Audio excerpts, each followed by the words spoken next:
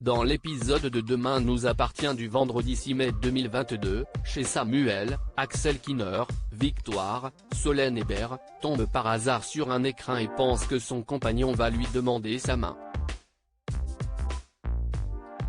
Une fois à l'hôpital, elle mène Nour, Sahel de Figueiredo, dans la confidence.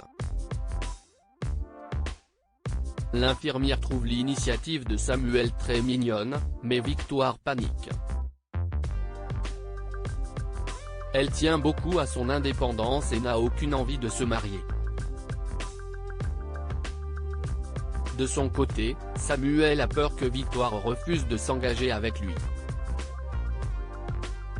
William, Kamel Belghazi, qui n'a jamais vu son ami aussi sérieux avec une femme, l'encourage à se lancer.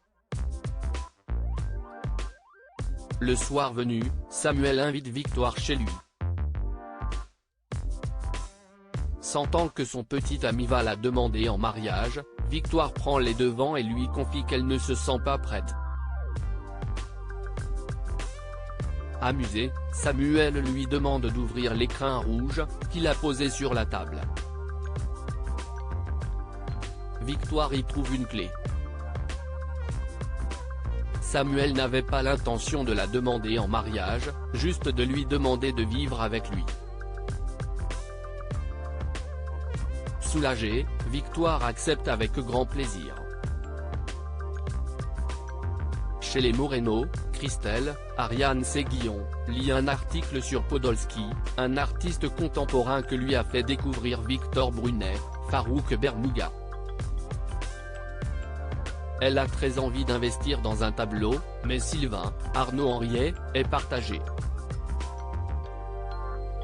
La dernière fois qu'ils ont acheté une œuvre, ils se sont fait cambrioler.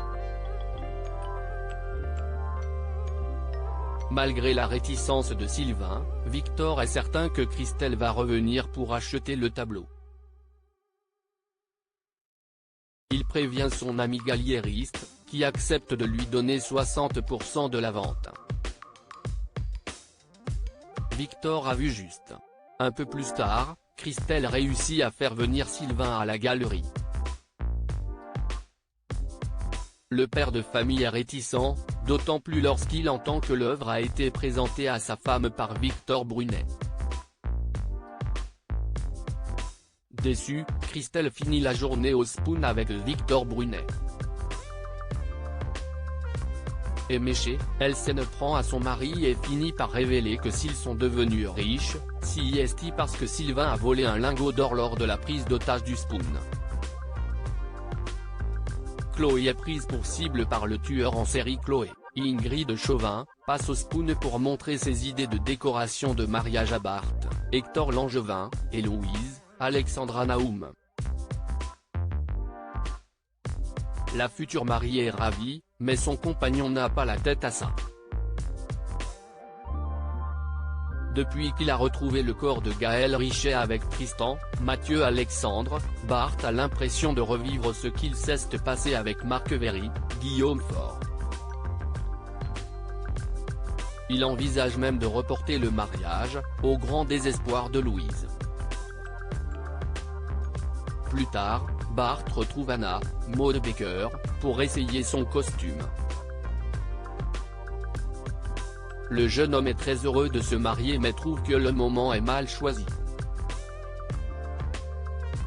Entre ce qui est arrivé à sa mère et le double meurtre survenu à Sète, l'ambiance est plutôt mauvaise. Pour Anna, cela n'a aucune importance. Bart doit se marier si c'est ce dont il a envie. Le jeune homme lui avoue qu'il a également envie de fonder une famille avec Louise. Anna est ravie. Malgré son jeune âge, elle se voit déjà en super mamie. Au commissariat, le procureur Perrault, Xavier Delugue, présente aux policiers le profil de Loïc Mercier, le tueur à la rose au tigre. Il leur explique qu'en 2012, le tueur en série s'apprêtait à se marier lorsque sa femme l'a planté devant l'hôtel pour rejoindre son amant. Depuis, il voue une haine viscérale à l'institution du mariage et s'en prend à ses acteurs. À l'époque, Sébastien avait tout fait pour le faire emprisonner, mais une faille juridique lui avait permis de s'en sortir. Une fois acquitté, Mercier avait écrit une lettre au procureur pour le narguer. Sébastien est donc persuadé qu'il cherche aujourd'hui à régler ses comptes avec lui. De son côté, Georges, Mayel El Ajaoui, découvre qu'avant la mort de Violette, un bouquet de 10 roses au tigre a été vendu par le fournisseur de Montpellier. Néanmoins, le vendeur ne se souvient pas du visage de son client. Martin, Franck Monsigny, est inquiet. Si le suspect a acheté 10 roses, si est-il qu'il n'a pas l'intention de s'arrêter à 2 victimes. Il demande à Damien, Adrien Robe, Sarah, Camille Genot, et Georges de poursuivre leurs efforts. Au même moment, le serial killer prépare son 3e passage à l'acte. Raphaël, Jennifer Loret, est inquiète. La dernière fois que son père a été confronté à l'affaire Mercier, celui-ci avait traversé une période très difficile. Elle sait à quel point Sébastien veut le coincer, mais espère qu'il prendra soin de lui. De son côté, Sarah explore le passé de Mercier et découvre que sa mère est morte 3 mois plus tôt. Or, c'était la seule à croire en son innocence. Sarah pense que le tueur en série a fait profil bas pour ne pas décevoir sa mère, jusqu'à ce que celle-ci ne meure et qu'il se remette à tuer. Au même moment, Chloé découvre que quelqu'un a préparé l'apéritif sur la table du salon.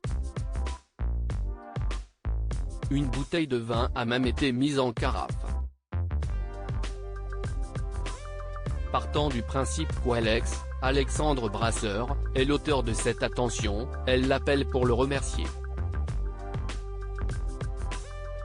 Mais Alex n'a rien à voir avec tout ça.